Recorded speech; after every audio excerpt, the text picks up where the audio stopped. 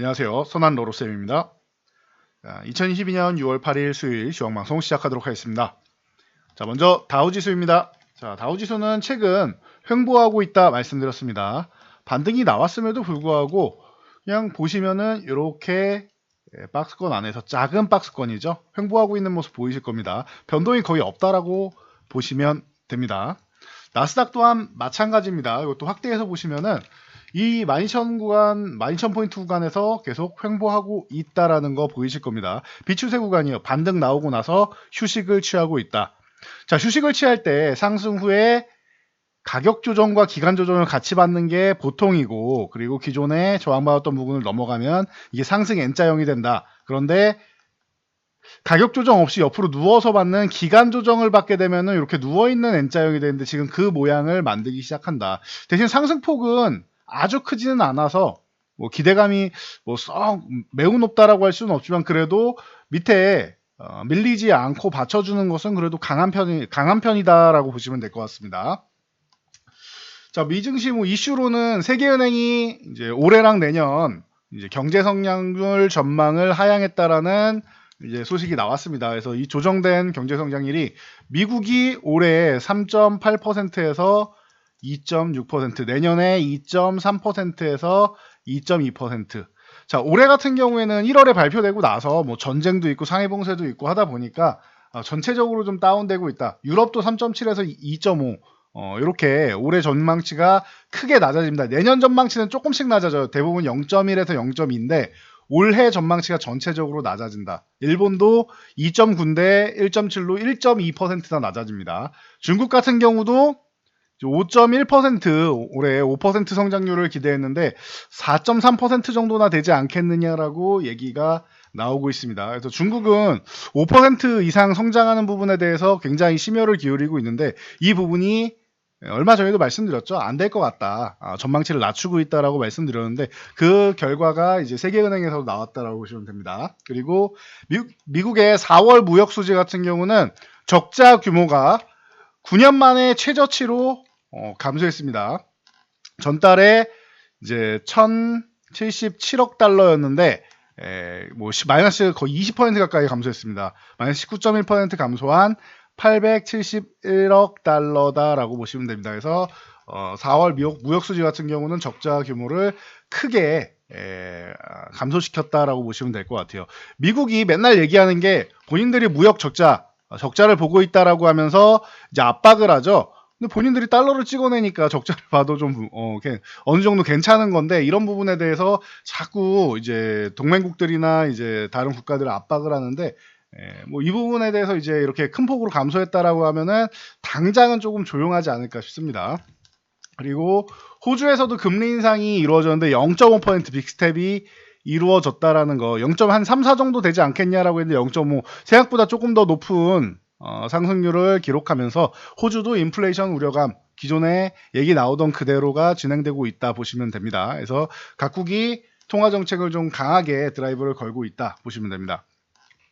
자, 우리나라는 어제 북한의 지정학적 리스크가 있었죠. 그래서 이제 글로벌 증시 대비해서 좀 우리는 뭐 하염없이 밀려 내려왔었는데 오늘 반등에 뭐 크게 성공하지는 못했지만 그냥 양호한 흐름이 나왔습니다. 그냥 오늘 위쪽으로 올라가려고 상승 흐름을 보이려고 했지만 올라가지는 못했어요. 그래도 20일선 유지해 주면서 보합권으로 마감을 했습니다.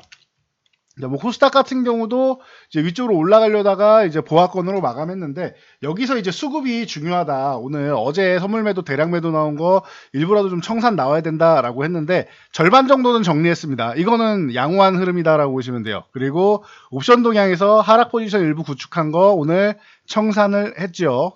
이 부분에 대해서는 그래도 최악의 경우는 고려하지 않아도 되는구나 정도로 보시면 돼요. 어제 선물 매도가 큰데 오늘 같은 경우 반등이 나와도 눌릴 수 있다라는 거 이 부분은 뭐 기본이죠. 근데 오늘 이렇게 절반 정도 청산이 나온다라고 하면은 그렇다라고 하면은 이제 무작정적으로 추가적으로 뭐 아래쪽으로만 계속 밀어내린다라는 그런 이제 억지스러운 이제 하락은 뭐 크게 고려하지는 않아도 된다라는 거. 그리고 밀려도 다시 회복된다라는 부분에 있어서는 여러분들이 뭐 그럴 필요는 없을 것 같습니다. 의심할 필요가 없다라는 거.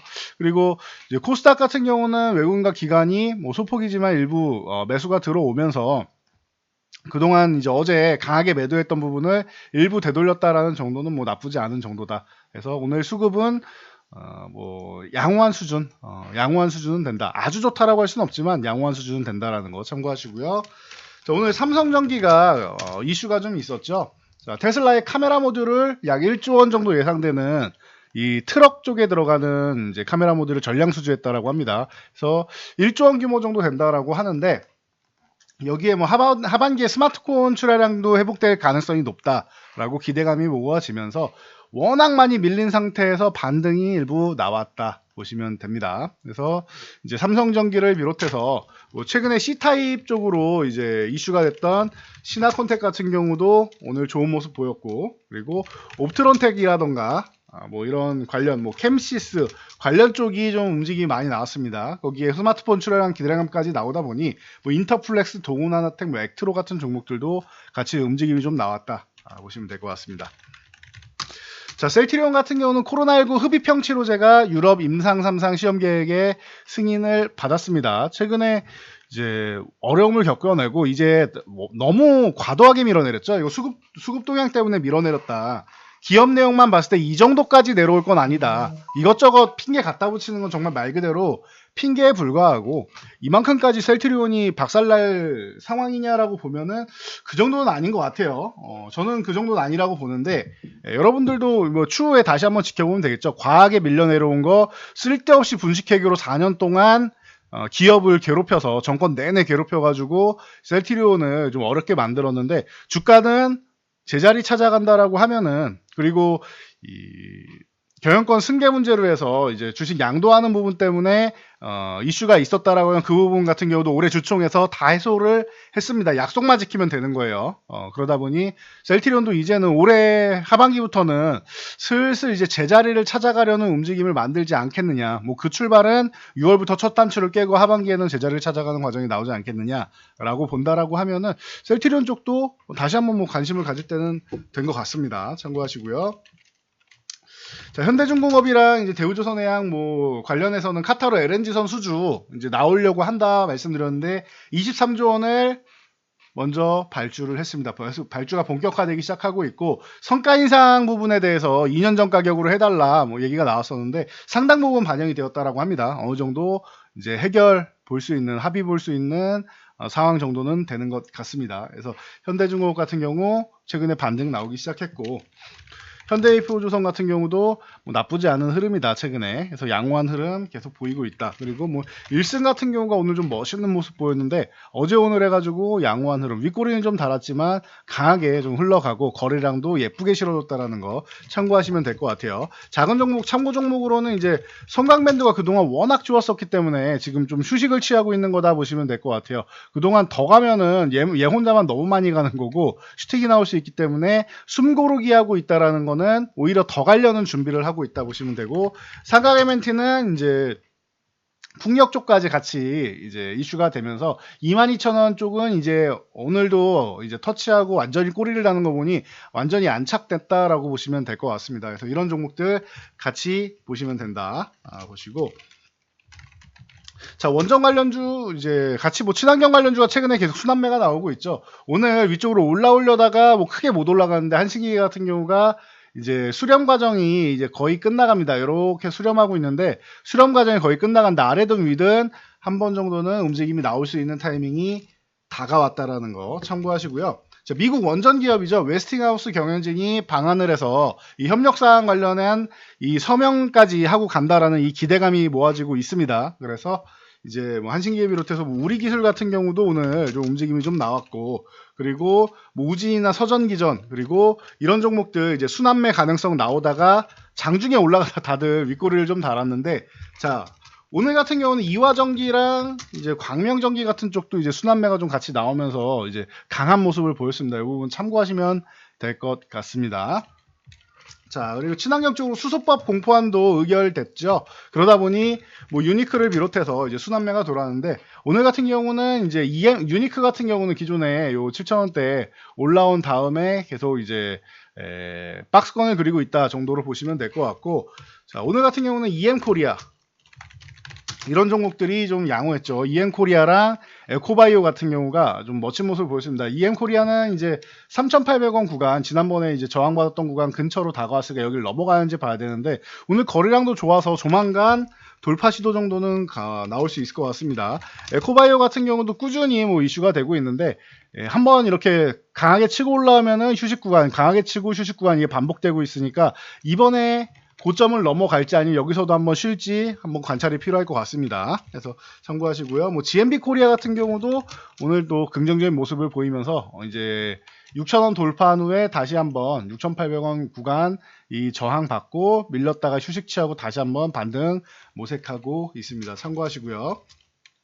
이게 원전 관련주니 태양광이니 풍력이니 수소니 이쪽으로 순환매 나오는 이유가, 저렇게 최근에 국제유가가 120달러를 육박하는 이런 현상이 나오고, 아람코에서도 7월부터 이제 가격 인상한다라고 말씀을 드렸죠. 그러다 보니까 이게 대체 에너지에 대한 기대감이 올라가게 돼 있다라고 설명드렸습니다. 그래서 순환매가 나오는 것이고, 그러다 보니 알톤 스포츠나 이런 뭐 삼천리 같은 이 자전거 관련 쪽으로도 순환이 돌고 있다. 알톤 스포츠 바닥권에 있다가 어제 오늘에서 강하게 올라오는 모습. 뭐 삼천리 자전거 같은 경우도 바닥권에 있다 어제 오늘 뭐 꼬리는 달았지만 두 번 연속으로 만원대 위쪽으로 해서 다시 한번 뭐 위쪽으로 건드려주는 모습은 양호합니다. 바닥권에서 이제 올라오기 시작하는 섹터다 보시면 되고, 엔터주 콘텐츠주 이쪽 좀 봐야 된다라고 계속 말씀드리고 있는데, 칸영화제 이후로 쇼박스 그리고 범죄도시2 이제 이번 주면은